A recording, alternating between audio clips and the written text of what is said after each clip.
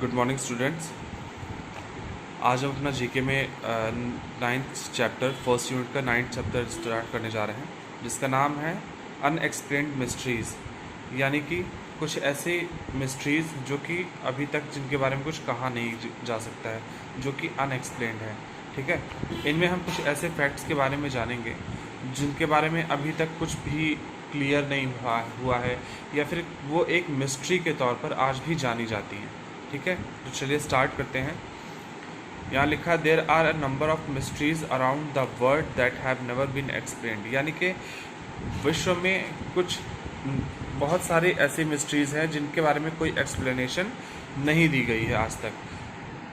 तो several people tried but nobody knows about them. बहुत लोगों ने जानने की कोशिश की लेकिन कोई उसे जान नहीं पाया। तो चलिए अब इसके बारे में पढ़ते हैं। फर्स्ट है आपका ईस्टर आइलैंड। ठीक है, इसके बारे में क्या दिया हुआ है? इट इज़ ऑल्सो कॉल्ड रापा नुई, यानी इसे रापा नुई भी कहते हैं। It is located in the South Pacific between Tahiti and Chile. यह ताहिती और चिली के बीच साउथ पैसिफिक में यानी दक्षिणी प्रशांत में स्थित है। It is one of the most isolated island in the world. यह विश्व के सबसे एकांत आइसलैंड में से एक है। About 10,000 people inhabited this island in 16th century. 16वीं शताब्दी में यहाँ लगभग 10,000 लोग निवास किया करते थे। ठीक है, they made huge statues of stones called moai. इन्होंने पत्थरों की विशाल प्रतिमाएं बनाई, विशाल मूर्तियां बनाई, जिन्हें मोआई कहते हैं। There were 887 such statues carved out of the rock. यानी कि पहाड़ चट्टानों से खुदी हुई 887 यानी 887 मूर्तियां यहाँ पर बनाई गई हैं। The average moai was about 4 metre tall and weighted more than 14 turns.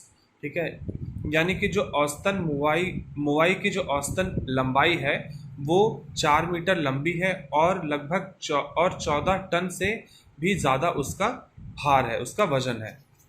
Nobody knows how these huge statues were transported and how the island became deserted. कोई भी ये नहीं जानता कि ये बड़ी बड़ी प्रतिमाएं किस तरह से यहाँ पर लाई गई, ठीक है, किस तरह से ट्रांसपोर्ट की गई और किस प्रकार से ये आइसलैंड एकदम से निर्जन हो गया यानी डिजर्टेड हो गया। नेक्स्ट है आपका टियोतिहुकान। ठीक है, It was a huge city of Mexico and was the sixth largest city in the world during 600 AD। क्या बोला गया है? यह मेक्सिको की एक विशाल शहर हुआ करता था और 600 AD यानी 600 ईस्वी के दौरान दुनिया का छठा सबसे बड़ा शहर हुआ करता था। Its population was about 2 lakh. इसकी जनसंख्या लगभग 2 लाख थी। इन अबाउट 750 AD 750 ईस्वी के लगभग the city was almost deserted and plants started to grow everywhere. यह शहर पूरी तरह से निर्जन, पूरी तरह से वीरान हो चुका था और पौधे हर एक जगह उगना शुरू हो गए थे। Nobody knows why and how the city was deserted. कोई भी नहीं जानता कि क्यों और कैसे यह शहर निर्जन हो गया। ठीक है, तो ये था आपका टियोतिहुकान। नेक्स्ट है आपकी द बर्मुडा ट्रायंगल। ठीक, इसके बारे में कहा गया है it is also called the devil's triangle. इसे डेविल्स ट्रायंगल भी कहा जाता है। It is an area in the Atlantic Ocean. यानी ये अटलांटिक महासागर में का एक एरिया है, एक क्षेत्र है। Off the coast of Florida, Florida के जो कि फ्लोरिडा के तट से लगा हुआ है या फिर फ्लोरिडा के तट पर है। It is famous for many unexplained disappearance. यह कई अनएक्सप्लेन्ड डिसअपियरेंस यानी जिनके कोई सबूत नहीं है उनके लिए काफ़ी प्रसिद्ध है। 3 points of this triangle are Bermuda, Miami and San Juan in Puerto Rico. इसके 3 पॉइंट्स हैं, इस ट्रायंगल के 3 पॉइंट्स हैं बर्मुडा, मायामी और प्यूर्टो रिको में सैन जुआन। ठीक है, नेक्स्ट है the Bermuda triangle attracted attention in 1945 when flight 19 a training mission of 5 US bomber aircrafts disappeared off the Florida coast। यानी कि बरमूडा ट्रायंगल ने 1945 में अपनी तरफ ध्यान तब आकर्षित किया जब फ्लाइट 19, जो कि एक 5 अमेरिकी बम वर्षक विमानों का एक जत्था, एक बॉम्बर एयरक्राफ्ट था, वो फ्लोरिडा के तट से अचानक से गायब हो गया। Interestingly, the plane that was sent to find them also disappeared. आश्चर्य की बात ये थी कि जो प्लेन उन्हें खोजने के लिए भेजा गया था वो भी गायब हो गया। Beside this, more than 100 boats and aircrafts have also disappeared in this region and none of them has been found. इसके अलावा लगभग 100 बोट्स से 100 नावों से अधिक और कुछ 100 नावों से अधिक प्लेन्स और बोट्स यहाँ से इस रीजन से और भी गायब हो चुके हैं और जिनका अभी तक कोई पता नहीं चला। ठीक है, nobody knows how this happens, कोई भी नहीं जानता कि ये कैसे हुआ। नेक्स्ट है आपका नाज़का लाइंस, या इसे कह सकते हैं नाजा लाइंस।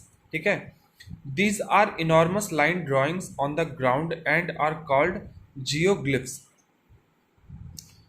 इट मीन्स यह जमीन पर एक विशाल रेखा चित्र है और इसमें कई रेखाएं बनी हुई हैं जिन्हें जियोग्लिफ्स कहते हैं या फिर भूगर्भिक कहते हैं। ठीक है, these huge lines stretch across the Nazca desert in southern Peru. ये बड़ी बड़ी लाइनें, ये विशाल रेखाएं साउदर्न पेरू में नाज़का डेजर्ट यानी नाज़का रेगिस्तान में खींची हुई हैं। These line drawing depicts more than 300 geometric patterns, animals and spirals. इस रेखा में 300 से भी ज़्यादा ज्यामिति पैटर्न्स, जानवरों की आकृतियाँ और कई स्पाइरल्स को दर्शाया गया है। ठीक है, one of these lines extend over 65 kilometres.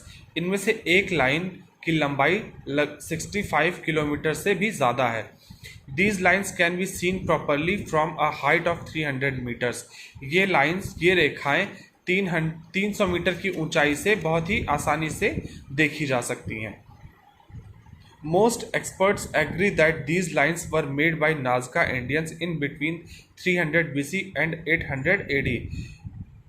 कई विशेषज्ञों का मानना है कि 300 ईसा पूर्व और 800 ईस्वी के बीच में ये रेखाएं नाज़का इंडियंस के द्वारा खींची गई थी। But nobody knows why these were made, लेकिन कोई नहीं जानता कि ये लाइनें क्यों खींची गई थी। ठीक है, लास्ट है आपका कॉन्टिनेंट म्यू। ठीक, इसमें दिया हुआ है it is suppose to be a lost continent which was located in the Pacific Ocean. It means यह एक गायब हुआ लॉस्ट कॉन्टिनेंट है जिसकी लोकेशन जो कि प्रशांत महासागर में स्थित था। It had a great civilisation thousands of years before any of the ancient civilisation. यह किसी भी प्राचीन सभ्यता से हजारों साल पहले की एक मानव सभ्यता यहाँ पर थी। It was popularised by James Churchward in his book during 1930s। यह जेम्स चर्चवार्ड की बुक के द्वारा 1930 में काफ़ी चर्चा में आए। This continent met a natural disaster that sank it into the ocean. इस कॉन्टिनेंट इस रीजन में, या कह सकते हैं कि यह कॉन्टिनेंट एक नेचुरल डिजास्टर के चलते ओशन में यानी सागर में पूरी तरह से डूब गया। ठीक है, तो ये था आपका 9th चैप्टर आपका। इसमें अगर कोई प्रॉब्लम होती है आपको पढ़ने में समझने में तो मुझसे आप पूछ सकते हैं। ओके, नेक्स्ट चैप्टर है हमारा एनवायरमेंटल इश्यूज यानी कि प्राकृतिक समस्याएं। ठीक है, पर्यावरणीय समस्याएं। ठीक, इसमें बताया गया है कि कुछ पर्यावरणीय समस्याएं ऐसी हैं या कुछ पॉल्यूशंस होते हैं जिनकी वजह से हमारा जो इन्वायरमेंट है वो काफ़ी प्रदूषित होता है और जो कि हमारे लिए काफ़ी हानिकारक होता है। तो चलिए स्टार्ट करते हैं। यहाँ पर दिया गया है our environment is an indispensable part of our life, यानी कि हमारा जो पर्यावरण है वो हमारे जीवन का बहुत ही महत्वपूर्ण हिस्सा है। It provides us to air to breathe, food to eat and other things to stay alive. ये हमें सांस लेने के लिए हवा, खाने के लिए खाना और बहुत सारी ऐसी चीज़ें जीने के लिए हमें प्रोवाइड करता है. With the development and industrialization, several human activities have degraded its quality by causing various types of pollution. यानी कि विकास और औद्योगिकीकरण के साथ साथ कई मानवीय एक्टिविटीज़ यानी कई मानवीय क्रियाएं होती हैं जिन्होंने विभिन्न प्रकार के प्रदूषण पैदा करके इसकी गुणवत्ता यानी इन्वायरमेंट की गुणवत्ता को कम कर दिया है. तो चलिए अब फर्स्ट स्टेटमेंट हम ना देखते हैं. फर्स्ट स्टेटमेंट है हमारा, large scale cutting of trees and forest to clear the land for establishing factories, industry and making residential colonies is termed as deforestation. यानी कि कई रेजिडेंशियल कॉलोनीज़ को, रहने योग्य कॉलोनीज़ को बनाने के लिए, इंडस्ट्रीज़ को बनाने के लिए, फैक्ट्रीज़ को स्थापित करने के लिए ठीक है, हम जब बड़े पैमाने पर पेड़ों की कटाई या और वनों की कटाई होती है तो उसे डिफॉरेस्टेशन कहते हैं. ठीक है. नेक्स्ट है हमारा, the rain containing acids in it is termed as a acid rain. ठीक है. यानी कि जब वर्षा में कुछ मात्रा में कुछ अम्लीय पदार्थ मिले होते हैं, कुछ एसिड्स मिले होते हैं, तो उसे हम एसिड रेन यानी अम्लीय वर्षा कहते हैं. थर्ड है हमारा, the kitchen and farm waste can be made into compost by dumping it into pits made in the soil. यानी कि किचन और फार्म के जो वेस्ट होते हैं, जो अपशिष्ट पदार्थ होते हैं, उन्हें खाद में परिवर्तित कर सकते हैं. कैसे? मिट्टी के बने गड्ढों में उन्हें दबाकर हम उन्हें खाद में परिवर्तित कर सकते हैं. फोर्थ है हमारा, the waste materials which are decomposed naturally by micro organisms are called biodegradable wastes. यानी कि ऐसे अपशिष्ट पदार्थ जो सूक्ष्म जीवों द्वारा प्राकृतिक रूप से विघटित हो जाते हैं, ठीक है, उन्हें हम बायोडिग्रेडेबल अपशिष्ट कहते हैं. ठीक. तो यहाँ पर हो जाएगा बायोडिग्रेडेबल. फिफ्थ हो जाएगा हमारा, the medical wastes which are toxic and contain germs of several disease are destroyed by incineration. ठीक है. इसका मतलब है कि चिकित्सकीय अपशिष्ट जो होते हैं, जो कि विषैले होते हैं और कई रोगों के कीटाणु उनमें होते हैं, उन्हें वे जलाने से ही नष्ट किए जाते हैं. ठीक है. यानी कि कुछ द मेडिकल वेस्ट जो चिकित्सकीय अपशिष्ट पदार्थ होते हैं, हमारे अवशिष्ट पदार्थ होते हैं, वो बहुत ही जहरीले होते हैं और उनमें कई बीमारियों के कीटाणु जमे होते हैं जिन्हें हम सिर्फ जलाने से ही खत्म कर सकते हैं.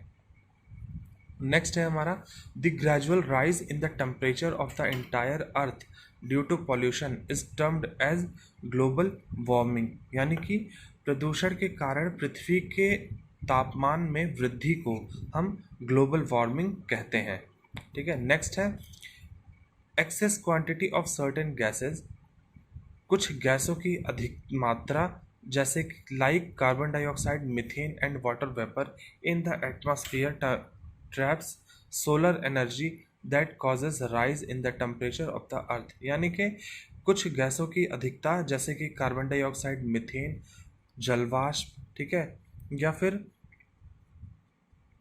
वायुमंडल में के सौर ऊर्जा के द्वारा पृथ्वी के ताप में वृद्धि होती है. यानी पृथ्वी के ताप में ये वृद्धि का कारण होते हैं और this phenomena is termed as greenhouse effect. इस घटना को हम ग्रीन हाउस इफेक्ट यानी हरित गृह प्रभाव कहते हैं. ठीक है. नेक्स्ट है हमारा, polythene bags take hundreds of years to get decomposed and thus are causing great threat to our environment. यानी कि पॉलीथीन की जो थैलियाँ होती हैं उन्हें सड़ने में सैकड़ों साल लग जाते हैं, जो कि हमारे पर्यावरण के लिए बहुत ही बड़ा खतरा बने हुए हैं. ठीक है. जो कि हमारे पर्यावरण के लिए बहुत ही बड़ा खतरा है. नाइन्थ है आपका, The process of making useless things reusable by converting them into new products is known as recycling. यानी कि बेकार चीज़ों को पुनः प्रयोग में लाने वाली चीज़ों पुनः प्रयोग में लाने वाली नई चीज़ों में कन्वर्ट करना क्या कहलाता है? रिसाइकलिंग कहलाता है, यानी पुनः चक्रण कहलाता है। जो ये प्रक्रिया होती है ये पुनः चक्रण कहलाती है, रिसाइकलिंग कहलाती है। लास्ट है हमारा disposing of solid waste in large open pits away from the residential areas is known as landfill, यानी कि आवासीय क्षेत्र रेजिडेंशियल एरियाज से दूर किसी बड़े खुले स्थान पर गड्ढों में जो अवशिष्ट पदार्थ होते हैं उनसे छुटकारा पाने के लिए या उन्हें विघटित करने के लिए जब हम उनका यूज़ करते हैं तो उसे क्या कहते हैं? लैंडफिल। उसे हम लैंडफिल के तौर पर जानते हैं। ठीक है, तो अब यहाँ पर देखिए